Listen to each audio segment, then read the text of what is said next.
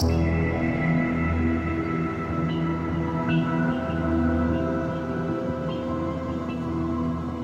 on the road to Tripoli, not to be confused with the Tripoli in Libya.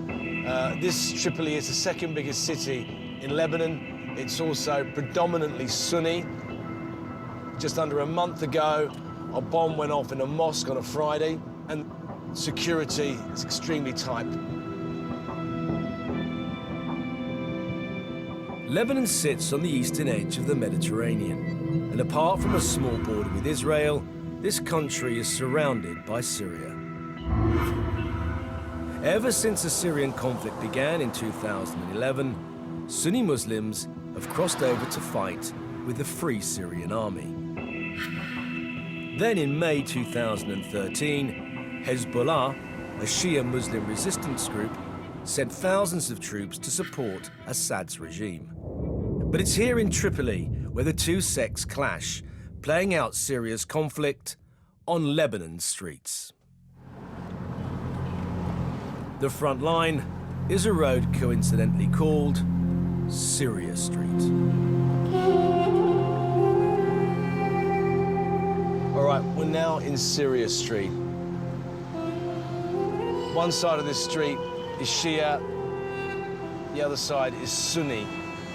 And if you look, nearly every building is peppered with machine gun rounds, some quite heavy, large caliber rounds.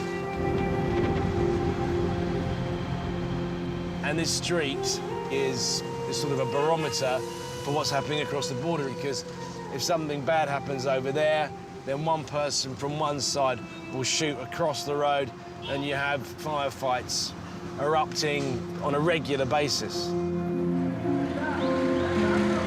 Trying to keep the peace between the warring groups is the Lebanese army. These soldiers are recruited from all sides of the sectarian divide and regularly suffer casualties. On this street in May 2013, 2 soldiers were killed and another 10 were injured. It's clearly a show of strength, and they're saying if anybody starts firing from either side, we're the ones with the armoured personnel carriers and with the 50 cal, and we'll fire back.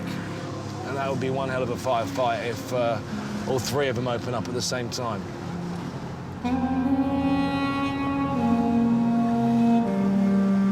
Tripoli is a dangerous city, even to many Lebanese.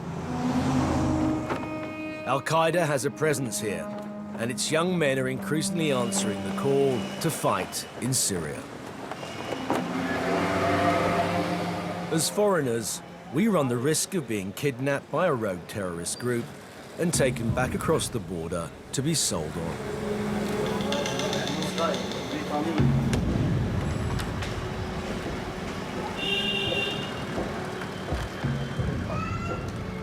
Sheikh Shadi commands a militia of 50 heavily armed men.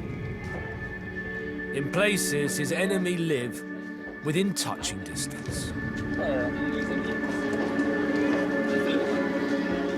He protects around 1,000 people living in 5 blocks of flats directly on the front line. We call that tall 9 bullets. Star, made in Spain. Makes you a commander if you have to carry your pistol, eh? Yeah. His enemies are Alawites, a branch of the Shia faith.